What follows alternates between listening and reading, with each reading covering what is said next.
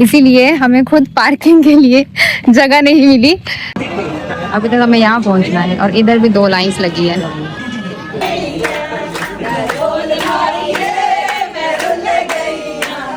प्रसाद भी यहाँ पर पीले रंग का मिलता है।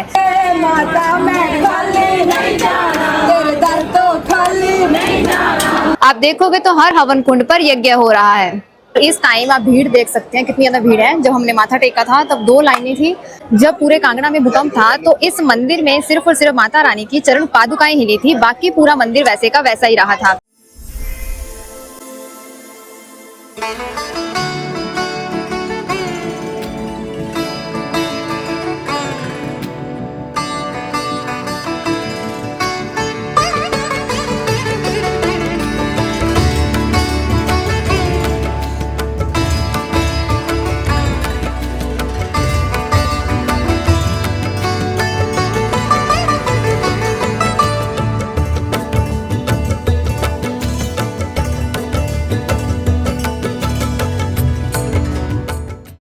घर के कलेश, राजनीतिक समस्याएं, अदालत जैसी समस्याएं या फिर किसी भी तरीके के ग्रहों को शांत करने के लिए अक्सर लोग पंडितों से सुझाव लेते हैं। पर भारत में एक ऐसा चमत्कारी पीला मंदिर है, यहाँ पर इन सभी चीज़ों के लिए यज्ञ भी किया जाता है। तो आइए आप सबको दर्शन करवाते हैं इस मंदिर के, और इसी के साथ साथ यहाँ के इतिहास के बारे में बताते हैं। यहाँ पर पार्किंग फैसिलिटी अवेलेबल है, पर आज भीड़ बहुत ज़्यादा है। आज शनिवार है, इसीलिए हमें खुद पार्किंग के लिए जगह नहीं मिली। सड़क के साइड पे ही, जैसे आप मेरे बैक साइड पे देख रहे हो, ऐसे ही सबने गाड़ियाँ लगाई हुई हैं। तो मंदिर आने से पहले या फिर मंदिर क्रॉस करके ऐसे ही सबने गाड़ियाँ लगा रखी हैं। पार्किंग के लिए स्पेस नहीं है। कुछ ऐसे स्पेसिफिक डेज होते हैं जिन पे यहाँ पर बहुत भीड़ रहती है। सो वैसा ही आज का दिन है, शनिवार। चलिए आगे चलते हैं, काफी पीछे गाड़ी लगा दी हमने। माता बगलामुखी जी का दरबार हिमाचल प्रदेश के कांगड़ा जिले के बनखंडी में स्थित है और यहाँ का नियरेस्ट बस स्टैंड है देरा बस स्टैंड। देरा बस स्टैंड से मंदिर की दूरी तकरीबन 13 किलोमीटर है और यहाँ से आपको बस, टैक्सी, हर तरीके की फैसिलिटी मिल जाएगी।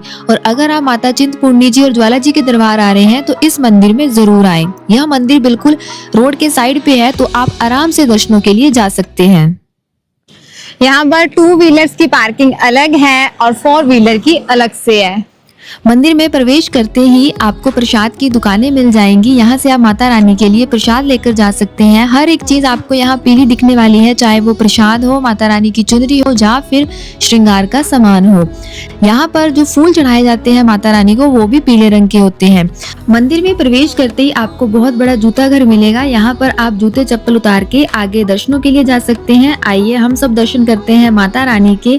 आज भीड़ बहुत है क्योंकि आज शनिवार है। आपको किसी भी तरीके का हवन यज्ञ करवाना है तो आपको जगह जगह यहाँ पे काउंटर्स मिल जाएंगे। कॉन्टैक्ट नंबर दे रखे हैं, यहाँ पे आप इनसे बात करके हवन यज्ञ करवा सकते हैं। मंदिर में प्रवेश करते ही आपको हर एक चीज पीली दिखाई देगी। माता रानी का भवन, यहाँ की दीवारें, माता रानी के वस्त्र, श्रृंगार, प्रसाद, हर चीज आपको पीली दिखाई देगी क्योंकि माता रानी का प्रिय रंग पीला है। और कहते हैं माता रानी की उत्पत्ति हल्दी जैसे रंग से हुई थी, इसीलिए माता रानी को माँ पीताम्बरी भी कहा जाता है। अभी तक हमें यहाँ पहुँचना है और इधर भी 2 लाइन्स लगी है। यहाँ से आप पूरा मंदिर परिसर देख सकते हैं। कहते हैं माता रानी को तंत्र मंत्र की देवी भी कहा जाता है क्योंकि माता रानी को प्रसन्न किया जाता है हवन और यज्ञ करके। द्वापर युग में अर्जुन और भीम ने युद्ध में विजय पाने के लिए यहाँ पर विशेष रूप से पूजा की थी। यहाँ पर आप हर तरफ देखोगे तो आपको बहुत सारे हवन कुंड मिलेंगे। यहाँ पर हर प्रकार का यज्ञ किया जाता है और माता रानी शत्रुओं से सुरक्षा प्रदान करती है, जिसके लिए भी आप यहाँ पर हवन यज्ञ कर सकते हैं और यहाँ पर माता रानी के दरबार में हाजिरी लगा सकते हैं।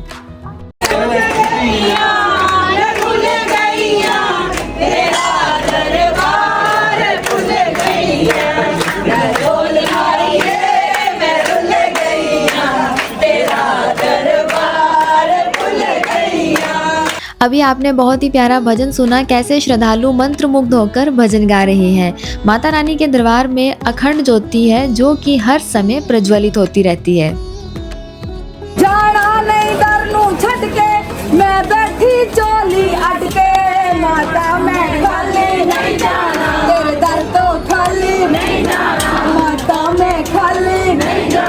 मंदिर के चारों ओर देवियों की स्थापना की गई है। ये रास्ता गर्भगृह के लिए जा रहा है। कहते हैं मेघनाद ने माता रानी को प्रसन्न करने के लिए यहाँ पर हवन किया था और हनुमान जी ने उस हवन को रोकने के लिए कुंड के ऊपर पानी डाल दिया था, क्योंकि अगर मेघनाद उस हवन को पूरा कर लेता तो वो अमर हो जाता, इसीलिए उस हवन को रोका गया। यह मंदिर मेनली हवन यज्ञ के लिए जाना जाता है। यहाँ पर तंत्र साधना के द्वारा हवन यज्ञ किए जाते हैं और यहाँ पर किया गया यज्ञ कभी भी विफल नहीं होता है। यहाँ पर जिस भी कार्य सिद्धि को पूरा करने के लिए यज्ञ किया जाता है तो उसका रिजल्ट आपको 36 दिन के अंदर देखने को मिल जाता है। सो ऐसा कुछ अद्भुत और चमत्कारी यह मंदिर है। मंदिर का गर्भगृह बहुत छोटा है, तो यहाँ पे एक टाइम पे 7 से 8 लोग ही प्रवेश कर सकते हैं। सो आइए मंदिर में दर्शन करते हैं और फिर आगे का इतिहास बताती हूँ। यहाँ पर ज़्यादातर श्रद्धालुओं ने पीले रंग के वस्त्र पहने हुए हैं। प्रसाद भी यहाँ पर पीले रंग का मिलता है। बात करते हैं माँ बगलामुखी की उत्पत्ति कैसे हुई। कहते हैं एक बार सृष्टि के रचयिता ब्रह्मा जी का ग्रंथ एक राक्षस ने चुरा लिया था। उसके बाद वह पाताल में छुप गया था। फिर उन्होंने देवी माँ की आराधना की थी और माँ ने बगुला का रूप धारण करके ब्रह्मा जी का ग्रंथ ढूंढा और उस राक्षस का वध किया, जिसके बाद उन्होंने वह ग्रंथ ब्रह्मा जी को वापिस किया। इस तरीके से माँ बगलामुखी की उत्पत्ति हुई और माँ बगलामुखी को माँ दुर्गा का 8वां अवतार माना जाता है। आइए यहाँ पर बहुत ही सुंदर भगवान भोलेनाथ जी का मंदिर है, आपको उस मंदिर के दर्शन करवाते हैं। यहाँ पर भगवान भोलेनाथ जी बहुत ही सुंदर शिवलिंग रूप में विराजमान हैं। माता बगलामुखी के जैसे दर्शन करके आप निकलोगे तो बिल्कुल सामने से एक रास्ता जाता है नीचे की तरफ। ये भगवान भोलेनाथ जी का मंदिर है। आइए आप सबको इस मंदिर के दर्शन करवाते हैं। इस प्राचीन बनखंडी महादेव मंदिर में जो शिवलिंग है वो काफ़ी बड़े आकार की है और यहाँ के जो स्थानीय लोग हैं उनकी इस बनखंडी महादेव के मंदिर के लिए काफ़ी आस्था है। बगलामुखी का इतिहास लंकापति रावण के साथ भी जोड़कर देखा जाता है। कहते हैं लंकापति रावण की कुल देवी माँ बगलामुखी थी। वो अक्सर युद्ध पर जाने से पहले माँ बगलामुखी का यज्ञ और हवन किया करता था और इस चीज़ का रामायण में भी वर्णन किया गया है। जब भगवान राम जी युद्ध के लिए लंका में आए और जब उन्हें पता लगा कि लंकापति रावण की इष्ट देवी माँ बगलामुखी है तो उन्होंने युद्ध से पहले माँ बगलामुखी की आराधना की थी और उन्होंने हनुमान जी को माँ बगलामुखी जी के रक्षक बनने का आदेश दिया था। और कहते हैं द्वापर युग में पांडवों ने भी माँ बगलामुखी की आराधना की थी। भीम और अर्जुन ने माँ बगलामुखी का यज्ञ और हवन किया था ताकि उन्हें विजय प्राप्त हो। और कांगड़ा के नगरकोट के संसार चंद ने भी बहुत बार माँ बगलामुखी की आराधना की ताकि उन्हें युद्ध में विजय प्राप्त हो। इस तरफ गेट नंबर 1 है और यहाँ पर गेट नंबर 2 है। लंगर भवन के लिए ये रास्ता जाता है। अगर आप कैफे में खाना चाहते हो तो यहाँ पर कैफे भी बना हुआ है। यहाँ पर सर्दियों और गर्मियों में लंगर का समय अलग अलग है और यहाँ पर चावल के साथ पीली सब्जी ही मिलती है, चाहे फिर वो कड़ी हो या फिर किसी भी प्रकार की दाल हो। माता रानी चाहे तो शत्रुओं की जीवा ले सकती है और अपने भक्तों को बोलने की दिव्यता प्रदान कर सकती है। इसीलिए यहाँ पर माता रानी के उस रूप को दिखाया गया है जिसमें माता रानी ने बाएं हाथ में जीवा पकड़ी हुई है।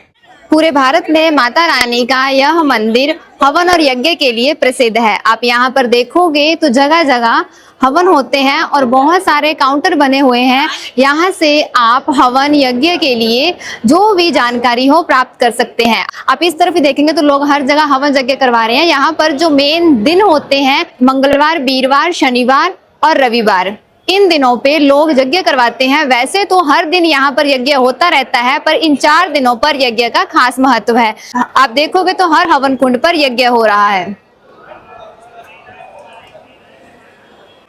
घर के कलेश, राजनीतिक समस्याएं, कोर्ट कचहरी का कोई भी केस हो या किसी भी तरीके की कोई भी समस्या हो, ग्रहों को शांत करना हो, तो हर चीज के लिए यहाँ पर यज्ञ होता है। इवन यहाँ पर शत्रु नाशिनी यज्ञ भी होता है। यहाँ पर पूरे 136 प्रकार के यज्ञ किए जाते हैं और हर यज्ञ में अलग अलग प्रकार की सामग्री यूज की जाती है। यहाँ पर शत्रु नाशिनी यज्ञ में लाल मिर्चों का इस्तेमाल किया जाता है जिसमें बाएं हाथ से आहुति डाली जाती है। इसके अलावा सामग्री में पीली सरसों, अन्य कई तरीकों की सामग्री का यूज किया जाता है। आज शनिवार है, आज भी आप देखोगे कितना ज्यादा रश है और हर हवन कुंड पे हवन हो रहा है। सो यही खासियत है यहाँ पर कि किसी भी तरीके की कोई भी समस्या है, यहाँ पर हर प्रकार का यज्ञ और हवन किया जाता है। और कहते हैं जो सबसे ज़्यादा खास हवन कुंड माना जाता है, जो कि माता रानी के दरबार के बिल्कुल सामने है, उसका माना जाता है। दोपहर के 3 बज चुके हैं और इस टाइम आप भीड़ देख सकते हैं कितनी ज़्यादा भीड़ है। जब हमने माथा टेका था तब 2 लाइनें थी, अब इस टाइम पे 4 लाइन्स हो चुकी हैं। भीड़ बढ़ती जा रही है। सो चलिए अभी आगे चलते हैं।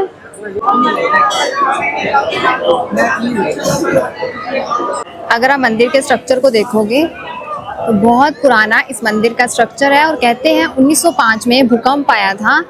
जब पूरे कांगड़ा में भूकंप था तो इस मंदिर में सिर्फ और सिर्फ माता रानी की चरण पादुकाएं हिली थी, बाकी पूरा मंदिर वैसे का वैसा ही रहा था। इस मंदिर की इतनी मान्यता है कि यहाँ पर पूर्व प्रधानमंत्री इंदिरा जी से लेकर अब तक की बहुत बड़ी बड़ी हस्तियाँ यहाँ पर आ चुकी हैं। यहाँ से आप घर के लिए काफ़ी चीज़ें भी ले सकते हो। जिस भी तरफ से एंट्री करोगे आपको उस तरफ बहुत सारी दुकानें मिल जाएंगी।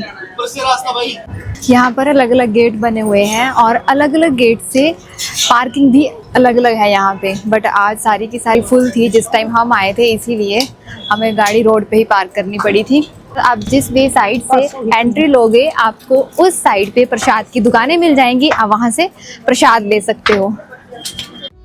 शाम हो चुकी है और भीड़ काफ़ी कम हो चुकी है। सुबह काफ़ी लंबी लाइंस लगी हुई थी, बट अभी लाइंस नहीं है यहाँ पे। और ऊपर से कुछ ऐसा नज़ारा है रोड साइड से, बट हवन अभी भी कंटिन्यूसली वैसे के वैसे ही चल रहे हैं। आप देख सकते हैं ये सारे के सारे हवन कुंड बने हुए हैं। उम्मीद है आप सब ने अच्छे से दर्शन कर लिए होंगे माता रानी के इस पीले चमत्कारी भव्य दरबार के। जाने से पहले इस ब्लॉग को लाइक और शेयर कर देना, इसी के साथ साथ सब्सक्राइब बटन को प्रेस कर देना। Thank you so much for watching this blog. जय माता दी।